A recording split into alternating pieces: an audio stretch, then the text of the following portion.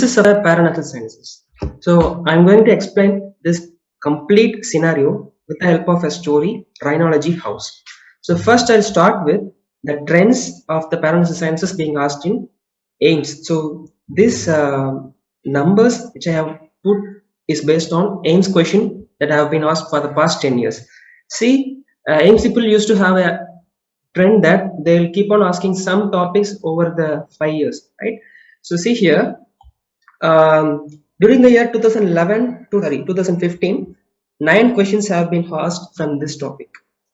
Then, so last 5 years only, 2 questions. That also radiology only, not core paranasal sinus like sinusitis or the treatment part phase. Those questions have not been asked for the past 5 years. But this is the year where they can't deny the fact of asking questions from this topic, because as we had a mucormycosis endemic within the pandemic, so they should be asking questions from this aspect. So you will have a thorough understanding of paranasal sinuses anatomy, the diseases associated with it, and surgical management. So let's enter into topic proper. So why I'm telling this to be a rhinology house, because we are having 8 cranial bones and 14 facial bones. Out of 8 cranial bones, frontal, ethmoid and sphenoid, these 3 respectively forms 3 sinuses.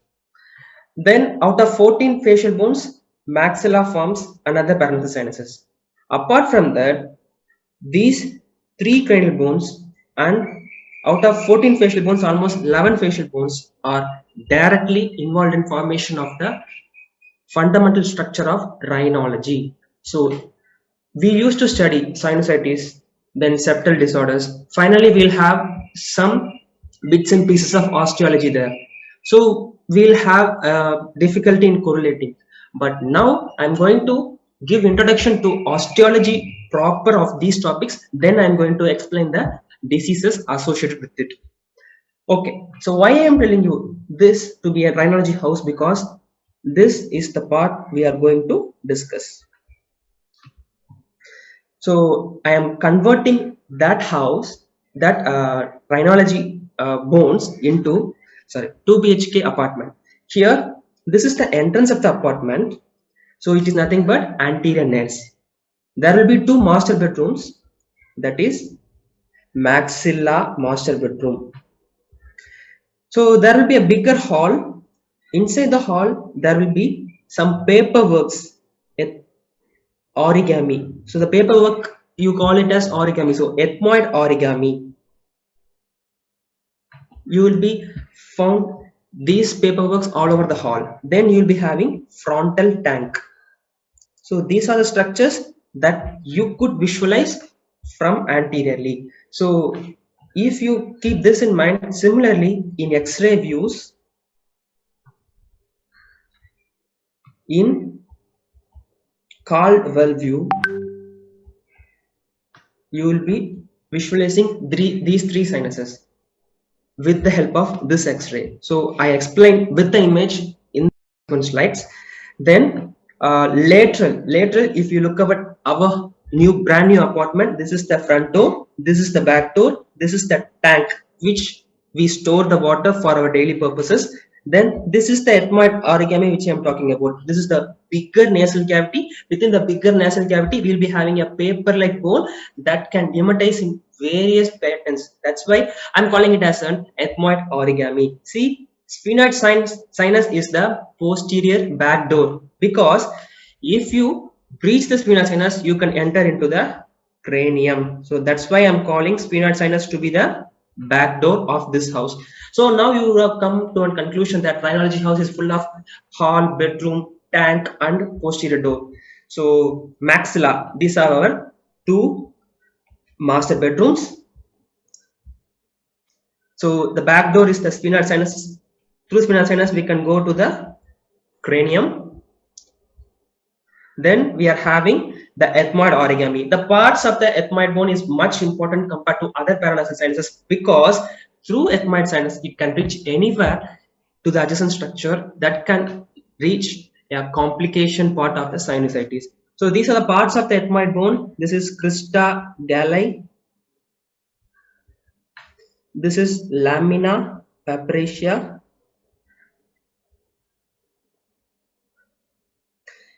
This is turbinates.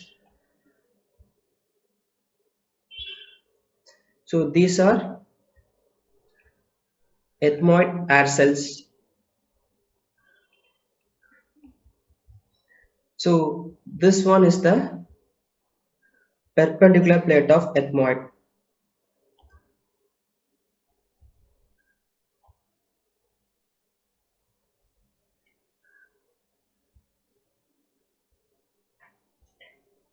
So this is the frontal tank. So we will be having two frontal sinuses in the forehead. So that comes to a conclusion that see the anterior view, see the lateral view, you could have a better understanding about the paranasal sinuses. The first one is the frontal sinus, that is our frontal tank. The second one is the ethmoid sinus, which is our ethmoid origami or paperwork. The third one is the maxilla master bedroom. The fourth one is the backdoor sphenoid. Okay, so now you are having a basic understanding about the osteology of the four paranasal sinuses. Now we'll enter into these two important mnemonic. You just remember these in this format, MEFS, MEFS. So I'll tell development,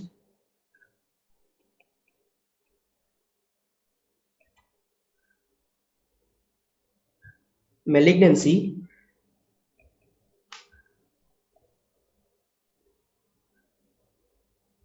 and sinusitis. These three will follow this order of paranasal sinuses. That is, maxillary sinus will be the first sinus to form. Ethmoid will be the second sinus. Frontal will be the third sinus to form. But still, the frontal will continue to grow till the adolescent age. Sphenoid is the last sinus to form, but it will be over within the 15 years. So if some question is asked with respect to the development of frontal and sphenoid, you should answer carefully. Frontal will be the first to form, but last to complete its development. Sphenoid is the last to form, but it will complete development before frontal bone itself. So if development is asked, this is the order where the sinuses will be developing. Then malignancy, maxilla will be the most common site for malignancy, then ethmoid, then frontal, then sphenoid. Sinusitis also in adult, the sinusitis follows this order, except in children it will form ethmoid, then maxillary, then frontal, then sphenoid. So this three forms the major aspect of the order of involvement of the sinuses, EFMS. So this one you should remember for orbital complication of sinusitis. So as I already told you, ethmoid bone is an important bone. It has relation with so many adjacent structures. So if ethmoid bone is involved, it can reach orbit, it can reach cranium, it can reach other sinuses. That's why if the orbital complication is concerned, ethmoid will be the first one. Maxillary is not the second one, because maxillary, to move to the orbit, it should go against the gravity, whereas frontal, with the help of the gravity, it can easily reach the orbit. That's why second sinus to involve orbit is frontal. Then so the sinusitis, so the question in sinusitis, the sinus most often involved in children is, so we are having MEFs, out of which in adults means it could be maxillary, but in children the answer is ethmoid. So you would have solved an MCQ.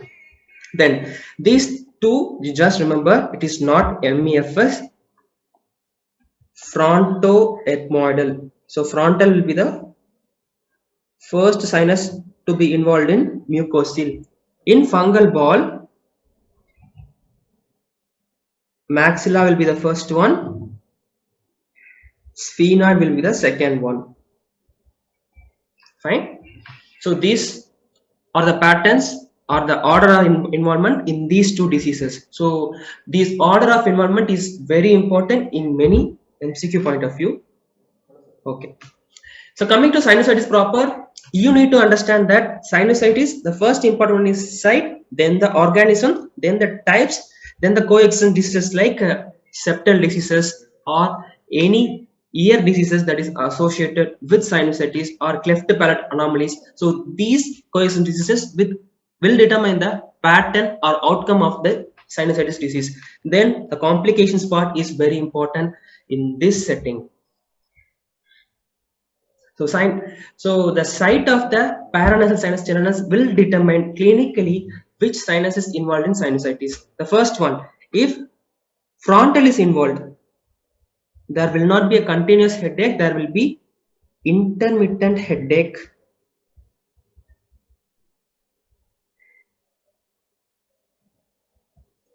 So we call it as office headache. Fine. The second one is ethmoid. Children will be more involved here. Root of nose tenderness will be seen. Then the third one is the third one is sphenoid, which will be having occipital or vertex headache. So if a patient comes with occipital headache, still it can be due to sinusitis because sphenoid is posteriorly located. It is having relation with occipital. So sphenoid bone is related with occipit at the cleavage spot. So it can even involve the occipital headache. Then the maxilla. So maxilla will be having cheek or upper jaw. So based on the site of awareness, we can identify the sinusitis location. So periodicity is a characteristic feature in which a sinus infection. As I told you, frontal sinus will be having an office headache. It will not be having a continuous headache. So that will be a feature of frontal sinusitis. So causative organism. So the causative organism, it can be viral, bacterial or fungus. So I have already explained. So the acute sinusitis is less than 12 weeks. Then it could be allergy. It can even be due to allergy, that is type 1 hypersensitivity reactions. Bacteria, the most common bacteria causing acute sinusitis is pneumococcus. The second most common is Haemophilus influenza.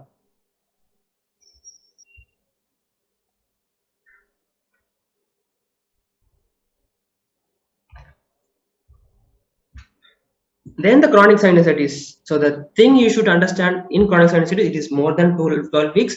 The acute sinusitis is turning out to be a chronic sinusitis. The chronic sinusitis cannot set in by its own. So if an acute sinusitis is untreated due to the numerous anatomical variations in the paranasal sinuses or a biofilm is a hub formed by numerous microorganisms that makes them resistant to antibiotics. So there will be polymicrobial hub. Then the virulence. So if it is highly virulent like super toxin, or it is very virulent bacteria not responding to treatment, that can even cause, that is mostly staphylococcus or pseudomonas. Then if the patient is immunocompromised, these are the factors that convert acute sinusitis to chronic sinusitis. Whereas in acute chronic sinusitis, Staphylococcus aureus is the most common bacteria causing the pneumococcus. Here, Staphylococcus.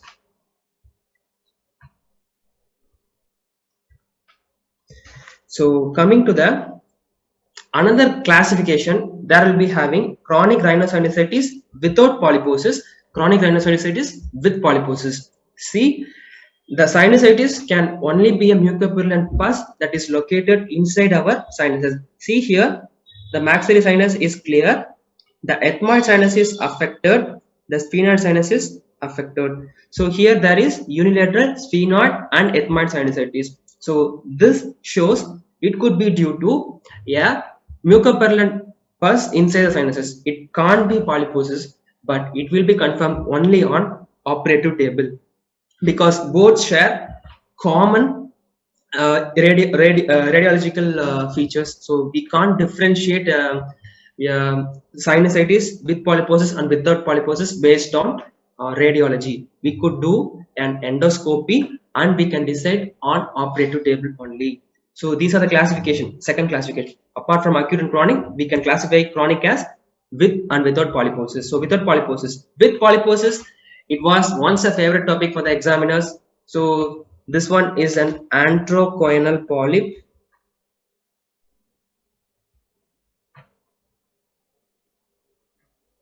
So it starts from the mastoid antrum. It comes out of the mastoid antrum ostium. It goes backwards. It enters into the nasopharynx. Fine. So why it is going posteriorly? Because there are few reasons. It is sloping posteriorly, nasal cavity.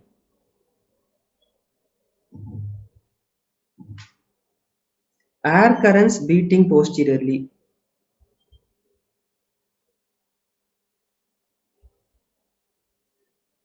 Then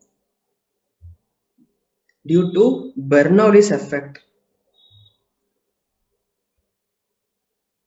So movement of air through a resistant area will lead to formation of polyposis. So these are the reasons where the polyp start at the maxillary antrum, it reach till the nasopharynx. So this will be unilateral, occur in children due to infective etiology.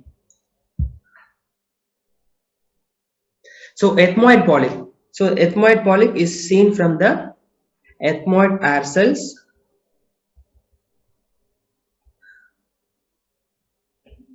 So it will be bilateral. The cause will be allergy. It infects adults.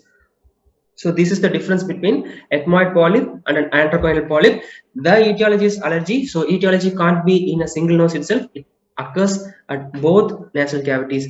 So the difference between antrochoanal polyp and ethmoid polyp is much important. So all of the following are true of antrochoanal polyp. A option is young, B is single and unilateral, bleeds on touch, treatment involves FES. The important treatment for the polyposis is FES, that is functional endoscopic sinus surgery. But the polyp usually doesn't bleeds on touch. So antrochoanal polyp is unilateral, single, occurs in young. The treatment is FES, but it doesn't bleeds on touch. A child presented with history of unilateral purulent nasal discharge with occasionally blood discharge from the same side. Diagnosis is. So you could easily say we are dealing with polyp topic. But why I have put upon this question? Because the most common cause of unilateral nasal discharge in children is foreign body. But you should have a bird foul smelling. So if it is associated with foul smelling, then it could be, if the same question is asked along with the foul smelling answer, you should write it as foreign body. If it is only unilateral purulent or mucopurulent discharge with occasional blood discharge, I have told you that it is doesn't bleed on touch, but due to the pressure effect over the nasal mucosa, it can cause bleeding, that is small amount of bleeding alone. Okay. So coming to the important topic proper, which is expected in the coming examinations, fungal sinusitis. So the one thing I should make clear is mucormycosis alone is not increased in this COVID era. Fungal sinusitis in total has been prevalence has been risen to the enormously in this COVID era. So it is not only mucormycosis; it can be any type of fungal sinusitis, because all fungal sinusitis needs some form of immunocompromised state, except allergic fungal rhinosinusitis. Okay, the fungal sinusitis is classified as non-invasive and invasive. The non-invasive doesn't erode the bone, so it will be eroding the bone.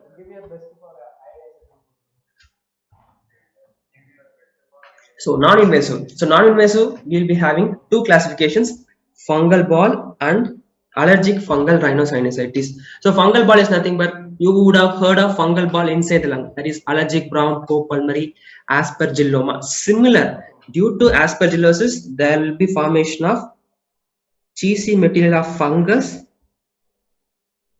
inside the paranasal sinuses. So AFRS. So if the patient is having recurrent history of allergy, that can set in a fungal infection, that is allergic fungal rhinosinusitis.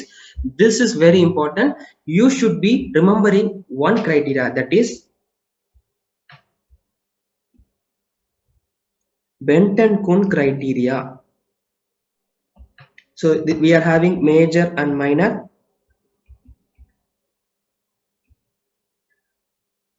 So leave away minor criteria, which is having 6 points, major criteria 5 points. The major one is very important. You just remember the name by name itself, AFRS.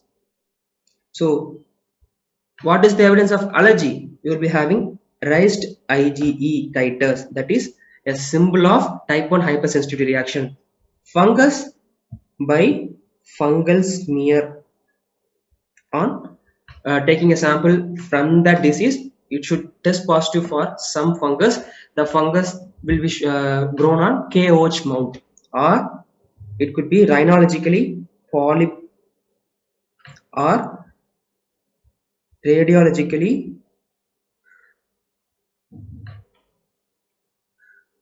there should be heterogeneous opacity. So you just remember this point. This point is very important for the differential diagnosis of sinusitis, whether it is bacterial or it is fungal. That should be decided based on the radiological finding of heterogeneous opacity in fungus and as homogeneous opacity in bacteria. So there will be signs of sinusitis. So these are the 5 major criteria. So you should be having all these criteria for you to confirm it as allergic fungal rhinosinusitis. Okay, so non-invasive, this is also very important in this COVID era. So AFRS has not been on the rise, but fungal balls has also been increased in this COVID era. Then this is the heterogeneous opacity.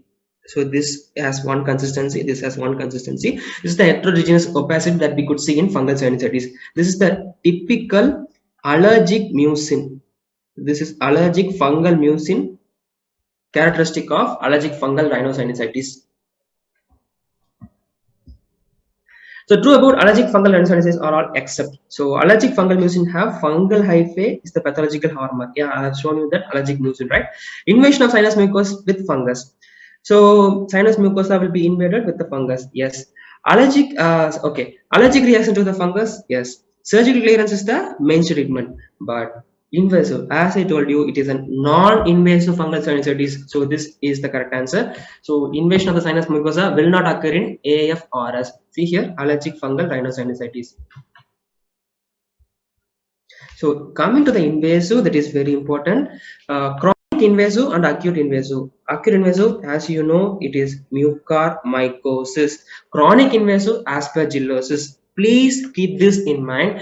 These post-COVID patients are having both aspergillosis as well as mucormycosis. If the question carries the KOH mount test positive for aspergillus, it could be chronic invasive mucormycosis.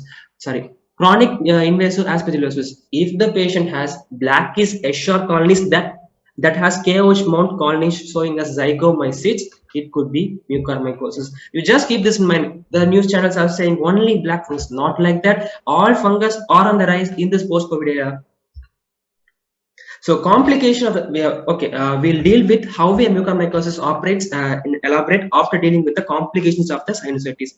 See, these are the complication. The important complication is orbital complication. In orbital complication, there are 5 types. It is very important depicted here. See, type 1.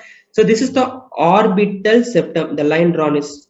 So if the infection is anterior to the orbital septum, it is type 1, that is preseptal cellulitis. It is posterior to this orbital septum, means that is postseptal cellulitis or orbital cellulitis. If it involves the fat layer and it has formed an abscess, it is subperiosteal abscess. If it has involved entire orbital cavity, it is orbital abscess.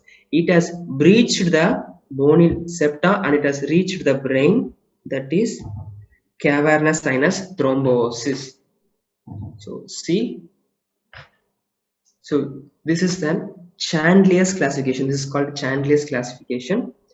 So pre-septal cellulitis, this is post-septal cellulitis, this is subperiosteal abscess,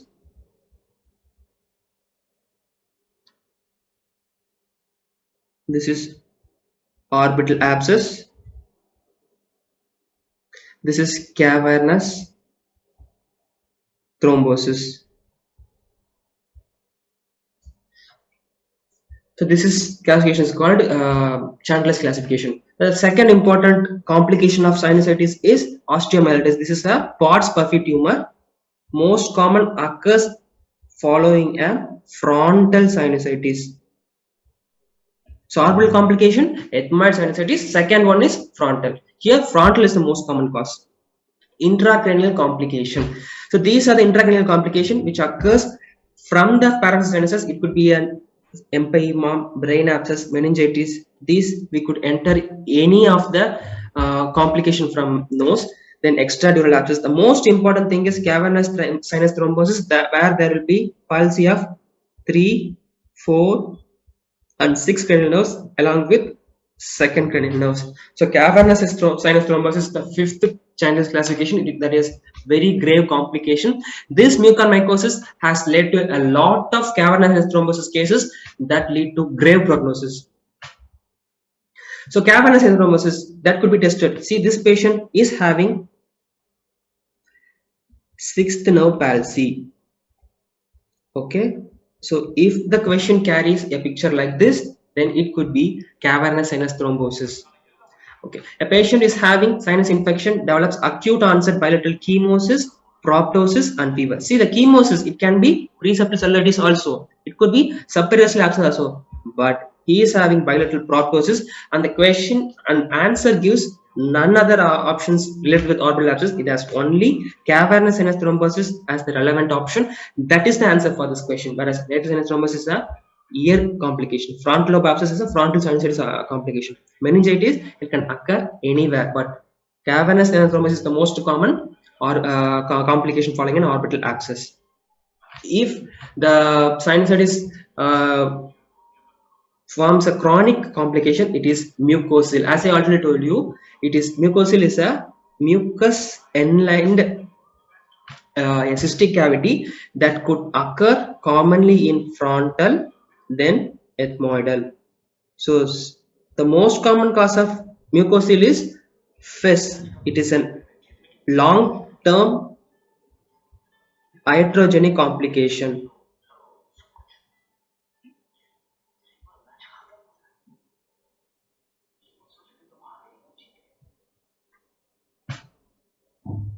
Okay, so now we are entering into mucormycosis proper. So I have given the ethmoid sinus part. This is crista galli, this is horizontal plate, this is perpendicular plate, this is the lamina pepraceae. Why I am giving you this? Because this ethmoid bone forms the heart of the rhinology. Because if the ethmoid abscess are involved, it can go laterally to involve the orbit. It can go superiorly to involve the cranium.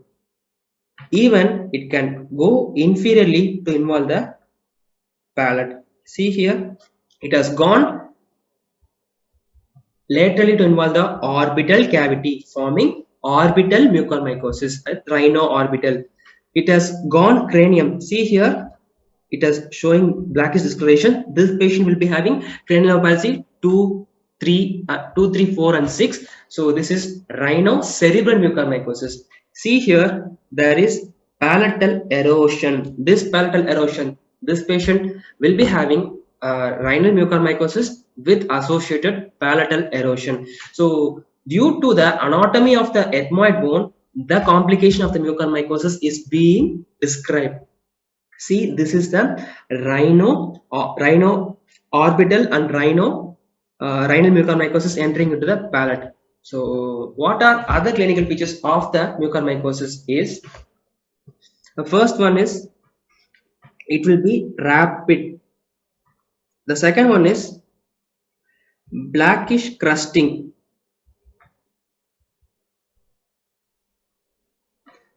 So what shall we do? The clinical features carries these points. The patient is examined for type 2 diabetes. He will be having high glycemic control. That is, his glycemic control will be poor. The patient has reached the immunocompromised state or post-COVID state with controlled sugar levels can also cause mucormycosis. More steroid intake. These are the risk factors causing mucormycosis. What are the investigations that you could take? First, we can predict the mucormycosis outcome based on ferritin levels. So ferritin levels plays an important role in COVID virus, but in mucormycosis, if the level is more than 800, it can correlate with severe deteriorating mucormycosis. Why? The fungus needs iron for its growth. The iron growth has been reflected in the form of ferritin levels inside the blood. So ferritin level is very much important. Second, KOH mount of the material taken from the growth, then biopsy of the material will be taken. So KOH mount should show fungal hyphae. So mucormycosis is actually caused by Zygomycetes family of fungus. It could be Rhizopus or a Zygomycetes that is classified based on the pattern of the fungal hyphae with the pattern of the fungal hyphae, but both can cause deteriorating mucormycosis. So the biopsy should show necrotic patches and the growth of the fungus in biopsy specimen. So these are the investigations. Then the important investigation that we should take is CT, PNS and orbit. So these two will show only the bony erosion only, but whether it is how involved or not, we could radiologically confirm it as mucormycosis only with the help of MRI PNS and orbit. PNS means paranasal sinuses.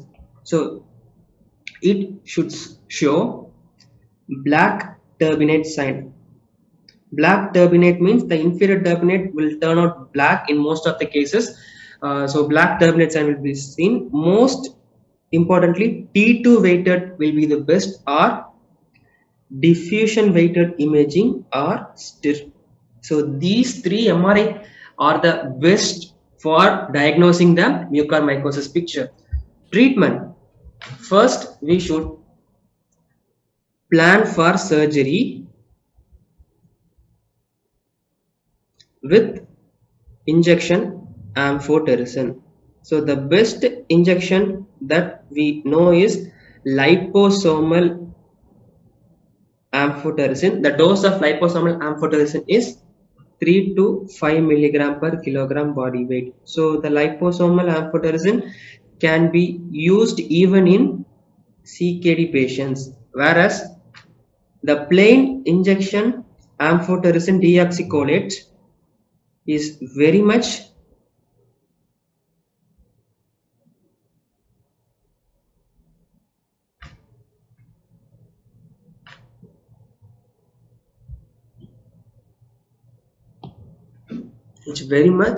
nephrotoxic.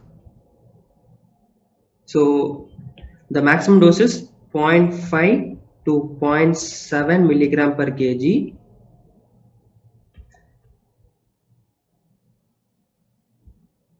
Every third day, renal function test monitoring will be done. So these are two groups. You could use a liposomal amphotericin that is that has dosage is more, but it is very efficient in controlling, especially rhino cerebral mucormycosis.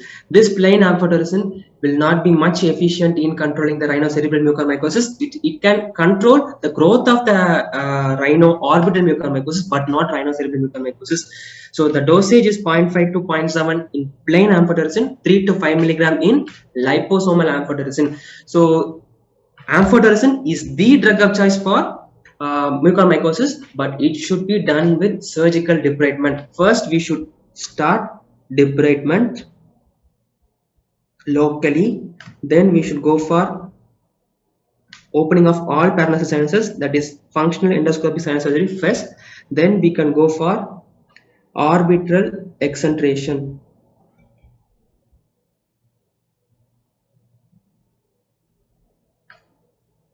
So these are the levels that surgically we could decide upon the patient. Then apart from this, the medical management is posaconazole or isavuconazole.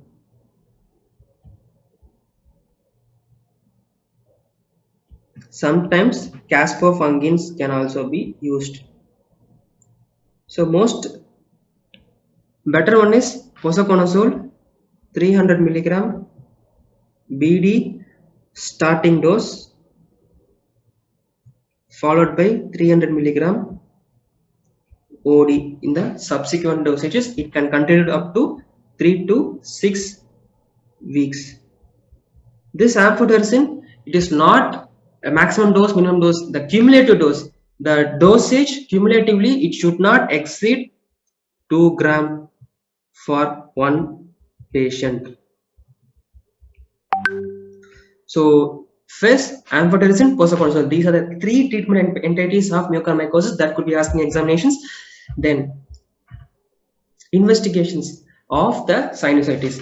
Sinusitis has clinically we should do X-ray. The X-ray views are much important. Caldwell's view and Waters view. See here, this is done orbitomeatal line.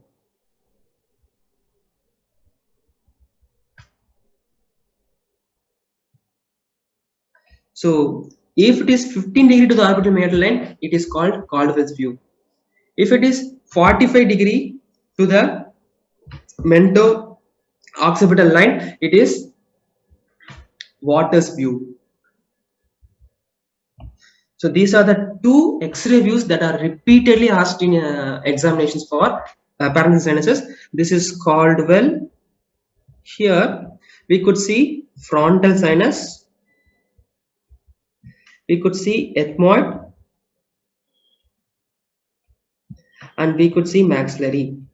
So these are the three sinuses that we could see in Caldwell's view. We can't see the sphenoid sinuses, but open mouth view, Waters view can be taken opening the mouth and also closing the mouth. Closing the mouth, we can't see the sphenoid sinus. Opening the mouth, we can see the sphenoid sinuses over here. So that is the advantage.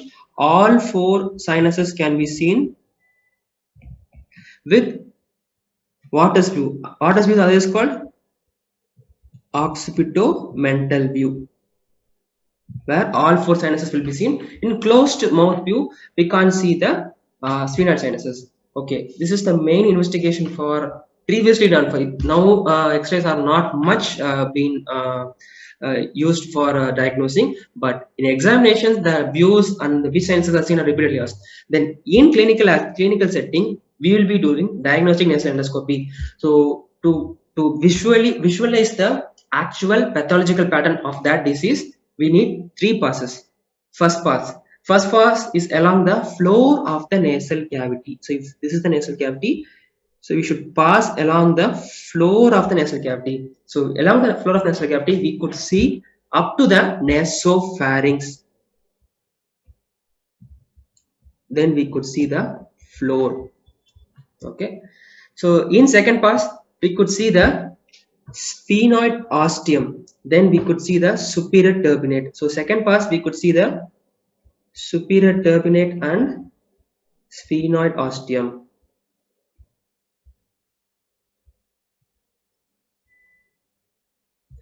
Then third pass, this is very important pass. See how the examiner is looking upon the nose with the help of the endoscope.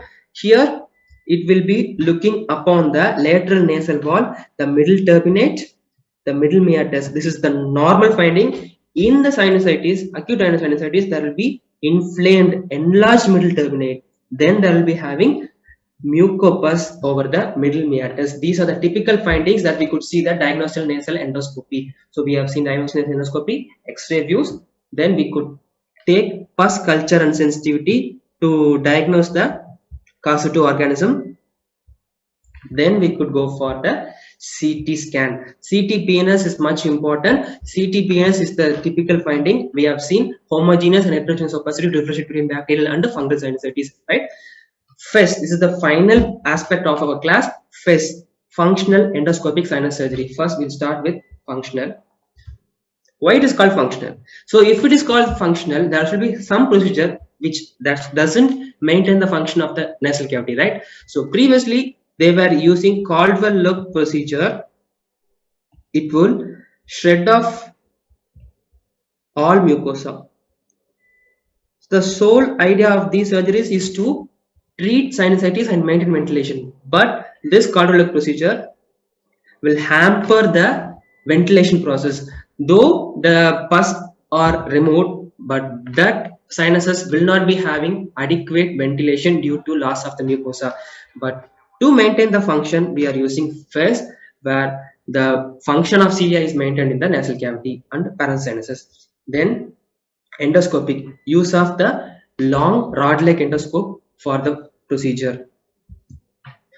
So functional endoscopic surgery means using endoscope to maintain the function of the nasal cavity, functional endoscopic surgery. So not only for sinusitis, we can use it for variety of surgeries, because it is entry point. If we could reach the sinus, we could enter any of the adjacent structures like lacrimal sac, hypophysis, pituitary gland, then septum and turbinate, then blowout fracture. We could reach the floor of the orbit fracture also. So we can reach adjacent structure with the help of the functional endoscopy sinus surgery. Then for other sinus surgeries like septal surgeries, epistaxis, periorbital abscess, that is the orbital abscess, and some tumors also, we could use the FES as the treatment protocol.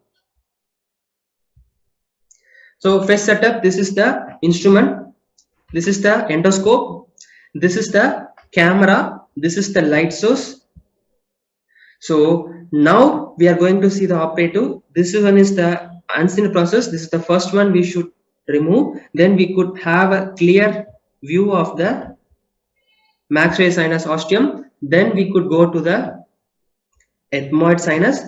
Then posteriorly we can go to the sphenoid sinus. Superiorly we can go to the frontal sinus. So the first step will be the uncinectomy. Uncinectomy is a boomerang-like bone found at the entrance that is masking or hiding over the maxillary sinus ostium. This is the first step in FES. Then we should do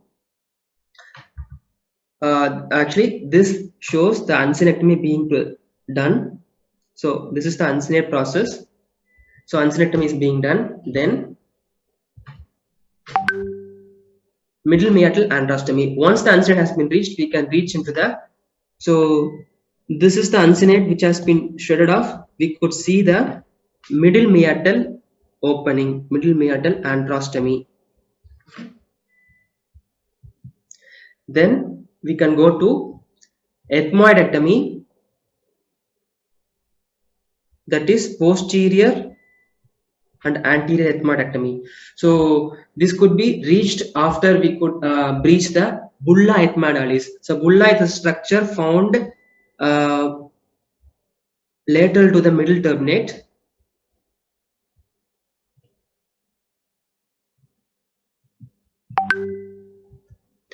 So if we reach the bulla, then we can enter into the ethmoids. Then we could enter into the sphenoids. This is the order. So see, here we are having the maxillary sinus ostium. This is the bulla. Through the bulla we can reach the ethmoids and then sphenoids. A complication of the FES. So we could easily injure the adjacent structures also, that is orbit or the optic nerve. Optic nerve has much relation with of posterior ethmoids and the sphenoid sinuses. So we should be careful while operating. Then great vessels, like we can even injure the carotid while operating upon a sphenoid sinus. CSF leak, all ethmoid, frontal and sphenoid apart from except maxillary sinus are related with the cranium, so we can easily injure the cranium and can cause CSF leak. So all these are intraoperative things that are occurring at complication, but Sinecay is the postoperative complication. So once operation is being done, it can cause Sinecay formation between the middle turbinate and the septum. If the Sinecay is formed, the patient still be having some nasal obstruction. So in case of Sinecay formation, we can give mitomycin injection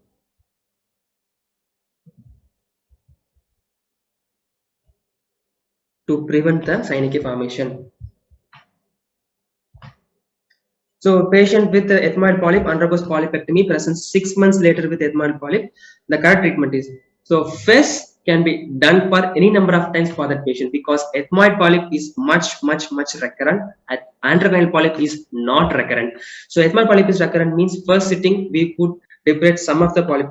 In adjacent sittings we can do any number of sittings for completion of the polypoidal inside the patient. So FES is the treatment of choice for any number of time. If they ask 1 time, 2 time, 3 time. So previously, if the Caldwell-Lock procedure was failure, we could use external ethmoidectomy for the recurrent polyposis. But for first sitting, second sitting, for any number of sittings, we could use only FES in recent days for the treatment of polyposis and sinusitis.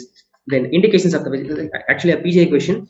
So inverted papilloma is actually a benign tumor occurring into the maxillary sinus. Then nasal allergic polyposis, there is AFRS. You could use FES. Mucocele. So FES is the cause for mucocele, but still the correction of the mucocele, again we should use FES. Carcinoma maxilla. Carcinoma maxilla, entirely we can't reach through the endoscope. We could use the external approaches. So for this, FES will not be helpful. Then chronic mastocytosis, FES will be helpful. Inverted papilloma is a benign tumor. It will not cross the bony borders. We can use FES to treat inverted papilloma also. So to reduce Sinecay formation of nasal surgery, which one of the following packing is most useful? It is mitomycin C. So as I already told you, Sinecay is a post-operative complication due to injury that we had. That's all about the paralysis sinuses. So the summary of the sinuses is, we should be having an idea about the rhinology house, where we are dealing with the house where I am explaining the osteology of 4 bones that are forming the paralysis sinuses. Then with that we are coming to the features of the sinusitis, that is site of tenderness, causative organism, that is I have told you that terrorist and Naxalite story. Terrorist means virus or bacteria, acute sinusitis. Naxalite means fungus. It could be cause chronic sinusitis, as well as bacteria can cause chronic sinusitis. The types based on 12 weeks, less than 12 weeks means acute, more than 12 weeks means chronic. Then with polyposis, without polyposis, that is chronic sinusitis classification. Then it can be associated with other comorbid conditions like septal deviation, which needs correction in the same sitting. Then the complication is much important, the orbital complication. So the orbital complication, I have told you Chandler's classification. The first 2 are cellulitis, next 2 are abscess, the final one is cavernous sinus thrombosis. So this one is much important. They may ask as a picture MCQ for mucormycosis question. Then the Pott's puffy tumor, osteomyelitis can be a complication. Then cranial complications, that could be meningitis, empyema, subperiosteal abscess. Then it could be cavernous sinus thrombosis, where there will be palsy of 2, 3, 4 and 6 cranial nerves. So the complications are much important. They may come as MCQ most of the times. Then the treatment part is FES. The FES is indicated for many of the procedures in the nose. It is the fundamental procedure which we should do for approaching any of the sinuses, even the hypothalamus, even the pituitary gland, even the orbit. So that sums up the class.